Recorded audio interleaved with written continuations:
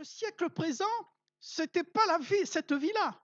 Et s'il ne veillait pas, eh bien, il basculait facilement dans cette vie qu'il est entouré dans le siècle présent. Et c'est pour cela qu'on arrive au verset 11. Et il leur dit, cela importe d'autant plus que vous savez en quel temps vous êtes, en parlant aux chrétiens de Rome. Il dit à ces chrétiens, ne faites pas ce qui se fait aujourd'hui. Ne vous conformez pas au siècle présent, d'autant plus que vous savez en quel temps nous vivons. Et nous, frères et sœurs, savez-vous en quel temps nous sommes? En quel temps nous sommes parvenus? Et je veux m'entretenir avec vous sur cette notion de temps. Ici, il est question du siècle présent. Vous savez en quel temps? C'est l'heure. Donc, il y a une notion de temps. Le temps où nous sommes. Quelle heure fait-il à l'horloge de Dieu? Car ce ne sont pas les hommes qui déterminent les temps et les circonstances. Beaucoup le croient. Mais c'est Dieu qui tient les temps et les circonstances. Il a déclaré au prophète Daniel, c'est lui qui change les temps et les circonstances, qui renverse et qui établit les rois. Et il a donné une révélation à Daniel sur tous ces royaumes qui allaient se mettre en place vis-à-vis d'Israël, le parcours du monde, l'histoire du monde. Il tient les temps dans sa main. Et il est écrit à un moment donné, au temps marqué, Christ est venu pour les impies. À un temps marqué dans l'histoire. Et quand Christ est entré dans le monde, et il dit donc à la foule qu'il écoutait, quand vous voyez un nuage se lever à l'Occident, vous dites aussitôt, la pluie vient. Il arrive ainsi. Bon, c'est pas nouveau la météo. Hein. Et quand vous voyez souffler le vent du midi, vous dites, il fera chaud et cela arrive. Et le Seigneur dit ceci, hypocrite.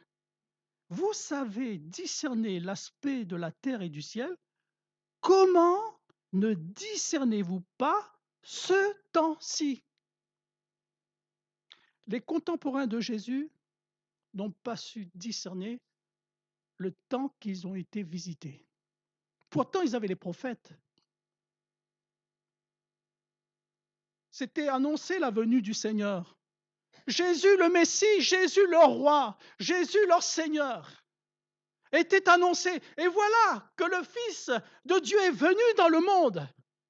Il était au milieu d'eux, Dieu au milieu des hommes. C'était le temps de Dieu, le temps de visitation, le temps de bénédiction. Ils n'ont pas su discerner ce temps-là. Ils ne l'ont pas reconnu comme le Christ. Quant aux chrétiens de Rome, eh bien, ils sont quand même un peu plus sur l'alignement. D'autant plus que vous savez en quel temps nous sommes, dit-il. L'enfant de Dieu, normalement, est capable de discerner les temps qu'il traverse parce que l'Esprit de Dieu habite en lui. Alléluia. Déjà. Bien sûr, à condition, frères et sœurs, de demeurer dans la communion de Dieu. Alléluia. Nous avons l'exemple de Daniel, le prophète Daniel. Lui, eh bien, il a dit, à bout d'un moment, en consultant la parole de Dieu, en méditant la parole de Dieu, il vit par les livres qu'il devait s'écouler 70 ans pour les ruines de Jérusalem, d'après le nombre des années dont l'Éternel avait parlé à Jérémie le prophète. Donc il lisait la parole de Dieu et il savait qu'il était au terme de quelque chose, que Dieu avait établi 70 ans pour cette captivité. Et alors que fait le prophète? Daniel a vu et il s'est situé dans le temps. Et donc, il a invoqué l'Éternel pour le rétablissement de Jérusalem. Il voyait l'imminent rétablissement de Jérusalem, sa reconstruction. Alors la priorité pour Daniel a été d'intercéder, de prier, de jeûner pour que Dieu ramène son peuple à Jérusalem et que Jérusalem soit rebâtie. Alléluia. Le temps détermine les priorités dans la vie de quelqu'un. Les temps déterminent les priorités dans la vie de quelqu'un. À l'approche d'une tempête, on ne va pas se dire, on va aller se faire une promenade. Non, on va se mettre bien. J'étais à La Réunion dernièrement, il y a eu le cyclone. Je vous garantis que là, on ne va pas aller, à la mer, hein, on va se dire: «On va faire un petit plongeon». Non, hors de question. Non, non, on se renferme, on barricade tout, on fait des réserves. C'est une priorité. Les priorités changent. Ah, on annonce une inondation. Eh bien, on ne va pas rester là, les mains croisées. On va se mettre à l'abri. Les saisons, les saisons déterminent les priorités. On n'attend pas l'été pour semer. Dans notre région, on n'attend pas l'hiver pour vendanger, c'est trop tard. À un moment donné, la priorité, c'est de ramasser les raisins. Si on veut avoir une bonne bouteille de Bordeaux. Aujourd'hui, frères et sœurs, discernons-nous dans quel temps nous sommes. Nous sommes dans un temps de violence extrême. Et cela me rappelle du temps de Noé, où il y a en fait un parallèle. Nous trouvons la même description, où la méchanceté de l'homme était à son comble. C'est ce que nous voyons, discernons les temps. La méchanceté des hommes était grande, la terre était pleine de violence. Le monde d'alors était mûr pour le jugement qui a fini par les atteindre. Et aujourd'hui, c'est le même constat. C'est le même constat, que l'on le veuille ou non. La Bible dit que le jugement vient pour les impies. L'impie, c'est celui qui nie Dieu dans sa vie, qui nie l'existence de Dieu, qui se moque de Dieu. C'était le cas de ces gens à l'époque de Noé. Aujourd'hui, frères et sœurs, reconnaissons-le, c'est un temps de confusion. On appelle le bien mal et le mal bien. Aujourd'hui, c'est un temps de crise économique, crise politique, comme jamais auparavant, crise morale, sur le plan mondial. Même la nature elle-même est en crise. Elle souffre terriblement. Alors elle s'exprime, elle le démontre. Et encore, le Seigneur nous l'a averti sur cela, frères et sœurs. Aujourd'hui, c'est aussi un temps d'apostasie, où plusieurs abandonnent la saine doctrine pour se tourner vers une doctrine de démons, des doctrines de démons. Un temps de confusion spirituelle. Ce qui se passe également au Moyen-Orient est un signe prophétique, frères et sœurs. Jésus a dit, vous entendrez parler de guerre et de soulèvement, ne soyez pas effrayés. On n'est pas là ce matin pour être effrayés, rassurez-vous. Il y a de l'espérance dans le nom de Jésus. Amen. Il faut que ces choses arrivent premièrement, dit le Seigneur, mais ce ne sera pas encore à la fin. Alors il leur dit, une nation s'élèvera contre une nation, un royaume contre un royaume. Il y aura de grands tremblements de terre en divers lieux, des pestes, des famines, etc., etc. Il y aura des phénomènes terribles, dit le Seigneur. Et alors, il ajoute ceci. Vous voyez qu'il a de l'espérance. Quand ces choses commenceront à arriver, c'est arrivé, ça arrive là. On est dedans, frères et sœurs, oui ou non? Oui? Redressez vos têtes. Alléluia. Amen. Amen. On n'est pas là pour marcher courbé tous les jours, frères et sœurs.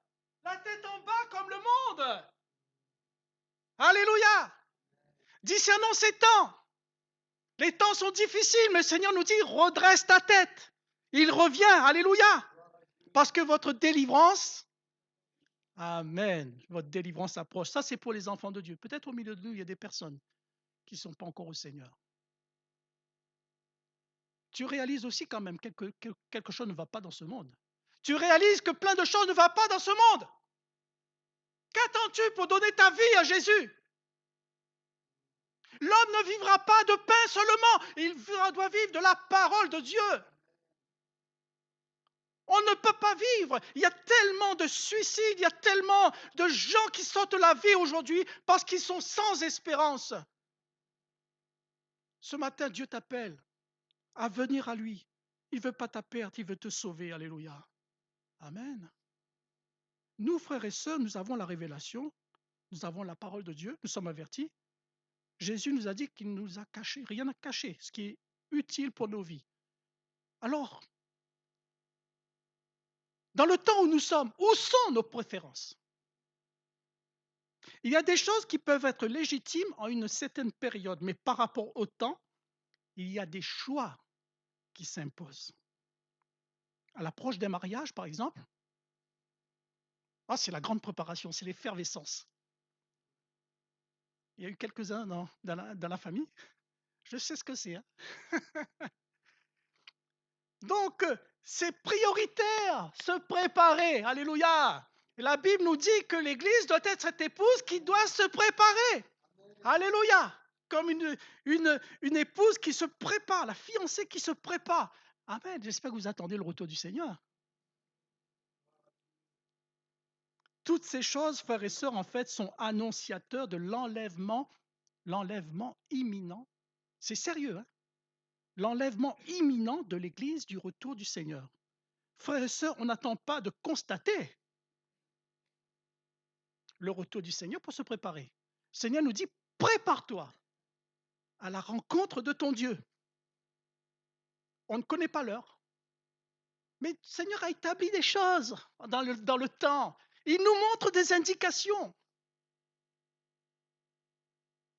Savez-vous en quel temps nous sommes?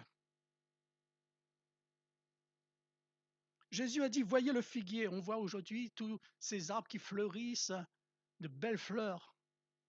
Bien, on sait que là, c'est le printemps. Bientôt, ça annonce quoi? L'été.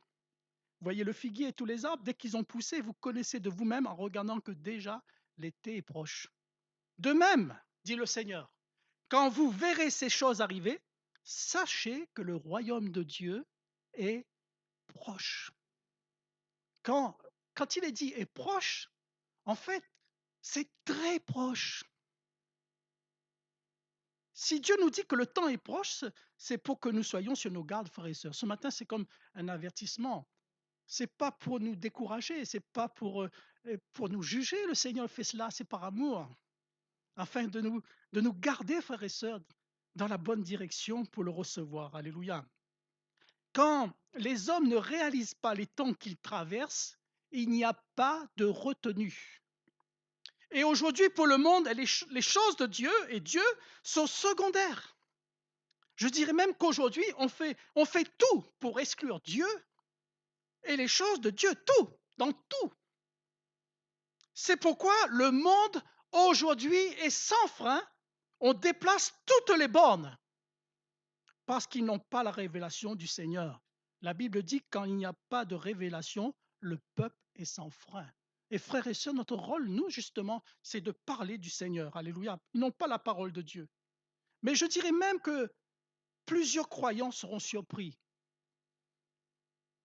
au retour du Seigneur et ne seront pas enlevés et connaîtront le visage de l'Antichrist. Et frères et sœurs, que le Seigneur nous garde de ne pas être dans ce nombre-là. Hein, ça va être terrible, terrible, terrible. Frères et sœurs, laissez-moi vous dire que la venue du Seigneur, les événements annoncés dans la parole de Dieu, je vous le répète, sont plus proches de nous que lorsque nous avons cru. C'est ce que dit l'apôtre déjà en son temps, au verset 11. Car maintenant, le salut est plus près de nous que lorsque nous avons cru. Alors déjà en son temps, il le disait ça. Imaginez maintenant. Nous sommes dans les temps de la fin, les jours de la fin. Nous sommes dans la génération de la fin, la plus proche, car beaucoup de prophéties se sont accomplies.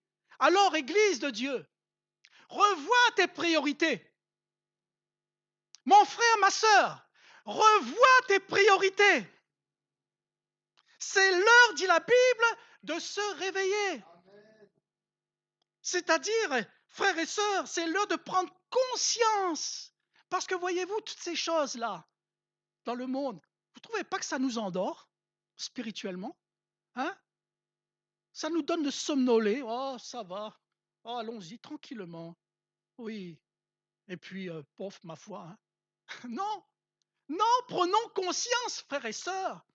Revoyons nos priorités. Voyez, parce que le terme que Paul emploie ici dit ceci, le jour approche. Le jour approche. Il n'est pas le seul à le dire. L'apôtre Pierre dit ceci également dans 1 Pierre 4,7, la fin de toute chose est proche. Et ces temps-ci, frères et sœurs, annoncent que la fin de toute chose est proche.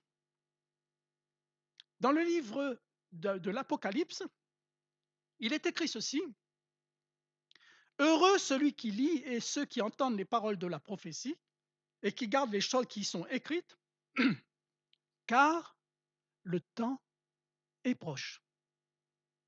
Et si nous ne sommes pas encore convaincus, Apocalypse 22, 10, il me dit: Ne scelle point les paroles de la prophétie de ce livre, car le temps est proche. Voyez, quand la parole de Dieu insiste et que les choses sont répétées, ça veut dire que c'est scellé. C'est scellé de la part de Dieu. C'est fait. C'est arrêté. Mais il semble que des enfants de Dieu, on dirait qu'ils ne réalisent pas que le jour du Seigneur approche. Et cela se voit par leur attitude, dans leur comportement, dans le monde, dans l'Église. Frères et sœurs, je dis cela dans une généralité, frères et sœurs. Je ne parle pas particulièrement de l'Église de Libourne, hein. Comprenez-le. C'est pour cela que la Bible nous dit: toi qui es debout, prends garde de tomber. Or, vous voyez très bien que la Bible insiste et dit: le temps est proche, le temps est proche, le temps est proche. Si on regarde de plus près le mot proche, dans son origine, dans le texte, proche vient d'un verbe primaire qui signifie presser, étouffer. Proche, donc, vient de cela. N'avez-vous pas l'impression que ce temps nous oppresse, nous étouffe? Un temps d'oppression, un temps qui s'accélère de plus en plus. Ne trouvez-vous pas que les événements s'accélèrent? Oui, aujourd'hui c'est un temps d'angoisse parmi les nations. L'enfant de Dieu aussi est éprouvé, n'est-ce pas? Mais nous rendons grâce à Dieu parce que si Dieu a gardé ses enfants dans le passé, il va nous garder aussi, hein? S'il a gardé les compagnons de Daniel dans la fournaise, il va nous garder dans la fournaise de ce monde. Alléluia. Amen. Vous me suivez? Oui? Bon, ne vous endormez pas. Et puis, frères et sœurs, quand quelque chose est pressé, étouffé, cela indique que la chose est raccourcie. Par exemple, un son étouffé. Quelqu'un qui s'étouffe, on dit sa fin est proche. Quand la Bible nous dit que le temps est proche, elle nous dit que le temps est compté, est raccourci, c'est imminent. La prophétie va s'accomplir promptement, sans délai. Il le dit au travers du prophète Habakkuk, car c'est une prophétie dont le temps est déjà fixé, c'est ce que je vous disais tout à l'heure, c'est arrêté, elle marche vers son terme et elle ne mentira pas.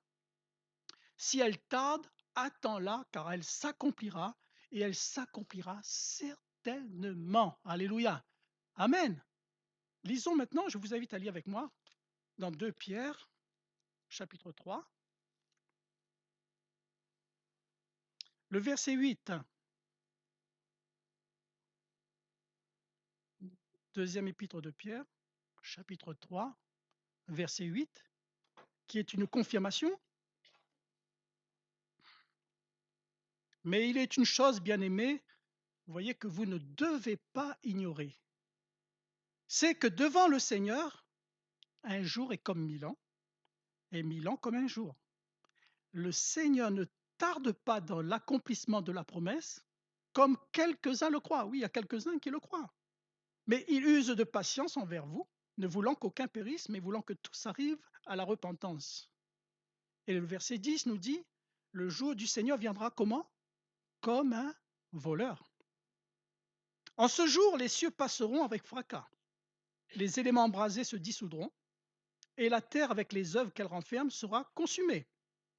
Et l'avertissement est là, puisque donc toutes ces choses doivent se dissoudre, qu'elles ne doivent pas être la sainteté de votre conduite et de votre piété. Et vous voyez que ça rejoint ce que nous avons lu tout à l'heure, Romains chapitre 12, verset 1. À offrir nos corps, à offrir nos vies comme un sacrifice vivant, saint, agréable. Et cela rejoint ici. que doit être la sainteté de votre conduite et de votre piété. Le verset 12.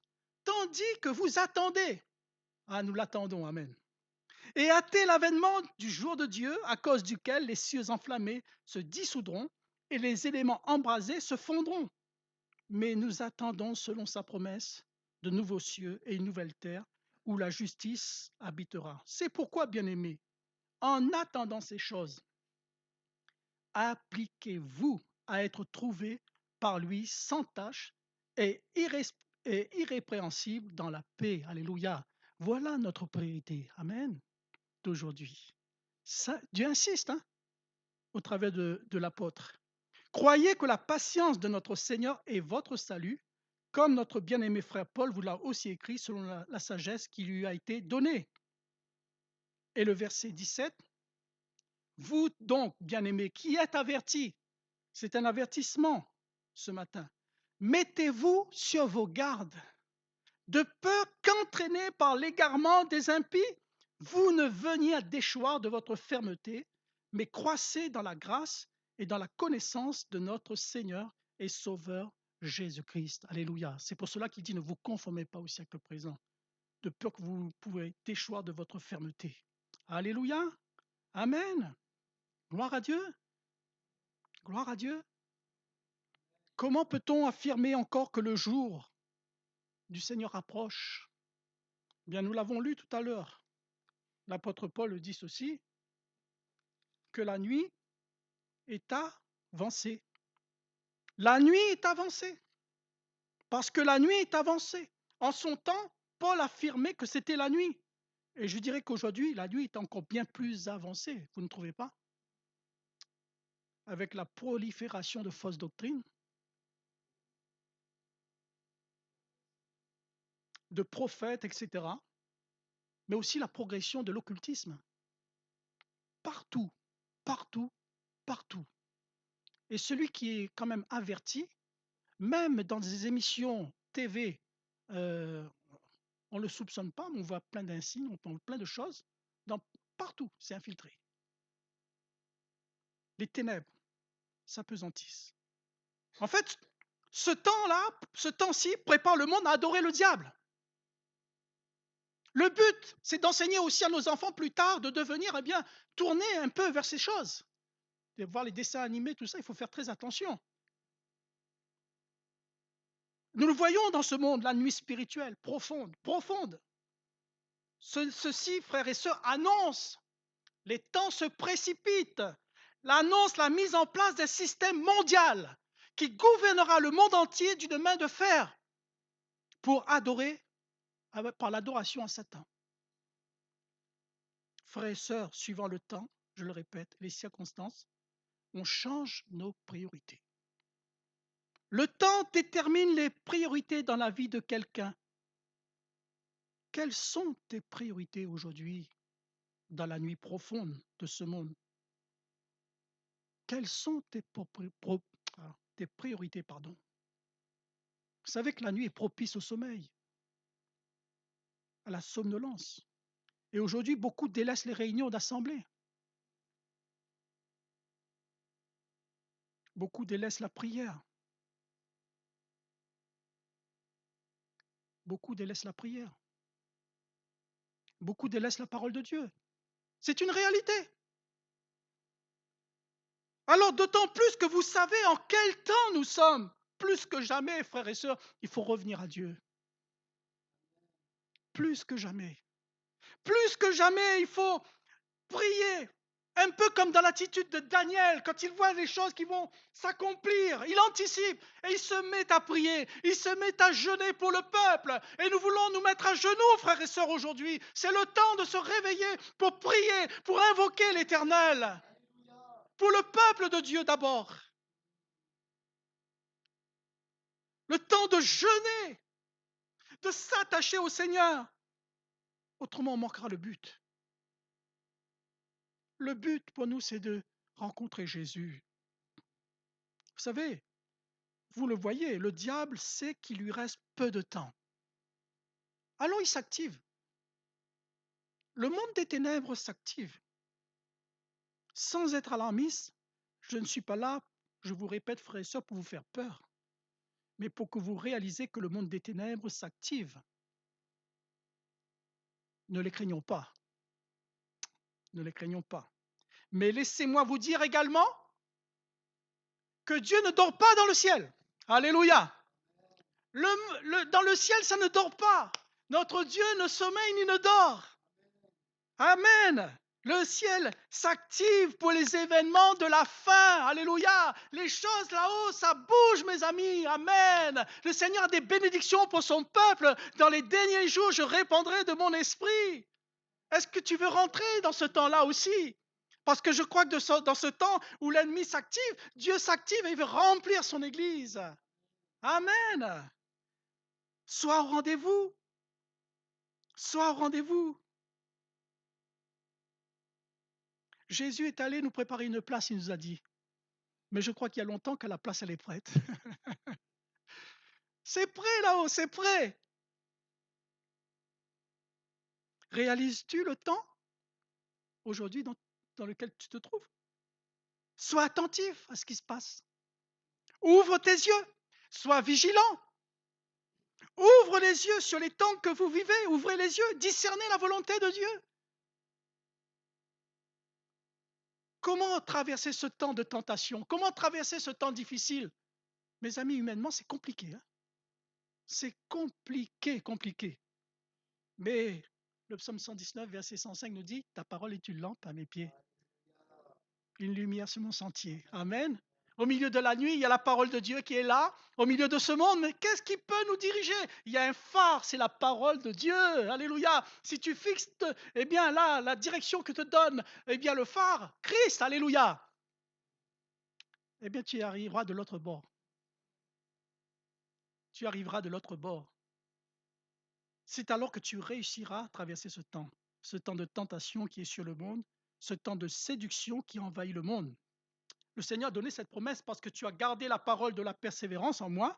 Je te garderai aussi à l'heure de la tentation qui va venir sur le monde pour éprouver les habitants de la terre. Alléluia. J'avance un peu plus vite. Il est également dit dans Luc 12, 35 que vos reins soient sains et vos lampes allumées. Et vous soyez semblables à des hommes qui attendent que leur maître revienne des noces afin de lui ouvrir dès qu'il arrivera et frappera. Vous savez, les serviteurs à l'époque, ils portaient de longs vêtements. Donc, pour être un peu plus libre pour le service, ils remontaient tout ça, ils mettaient attaché au rein. Donc, ils pouvaient librement servir plus facilement. Et comme ça, si le maître arrive, ils étaient disponibles. D'accord? Amen. Le but est quoi? C'est pour servir. Église de Dieu, ton but aujourd'hui, ta priorité, c'est servir le Seigneur. Débarrasse-toi des choses qui te gênent pour servir Dieu. S'il y a quelque chose qui t'encombre dans ton cœur, débarrasse-toi. Saint terrain. Alléluia. Il est écrit dans la parole de Dieu, eh bien, il est employé même ce terme, eh bien, de ceindre les reins de, les reins de son entendement. Ceindre les reins de notre entendement, c'est-à-dire tenir notre esprit en éveil, nos pensées, dans le même but d'une pleine liberté pour servir Christ. Amen. Je ne suis plus esclave. Je ne suis plus esclave de la peur. Je ne suis plus esclave de quoi que ce soit par la grâce de Dieu. Pourquoi? Pour servir le Maître. Aujourd'hui, c'est notre priorité, frères et sœurs. Alléluia, il y a abondante joie. D'abord, c'est vrai qu'il y a d'abondante joie de servir Dieu. Amen. Oh, on ne dirait pas. Amen. Alors n'ayons point honte de l'évangile. Vivons notre foi, frères et sœurs. Vivons la parole de Dieu. Mais je crois qu'également, ce temps est un temps de moisson. C'est un temps de moisson. La moisson est blanche. Il y a peu d'ouvriers. Dans ces temps, il y a des âmes qui cherchent la vérité. Il y a des âmes qui ont soif. Il y a des âmes qui attendent qu'on leur parle de Jésus. C'est un temps de moisson. C'est un temps de moisson où Dieu nous appelle à vraiment exprimer notre foi librement, en sagesse. Car Jésus veut sauver encore aujourd'hui. Alléluia. Amen. On va conclure. Si vous prenez un ballon, vous savez le ballon, on gonfle là, que vous mettez du sable dedans, ou de la terre et que vous le lâchez, qu'est-ce qui va se passer? Que- Allez-y, ça va tomber, forcément. Elle va tomber vers la terre. Maintenant, si vous le remplissez d'air ou d'hélium, qu'est-ce qui va se passer? Ça va monter. Frères et sœurs, là où est ton trésor, aujourd'hui, là sera ton cœur.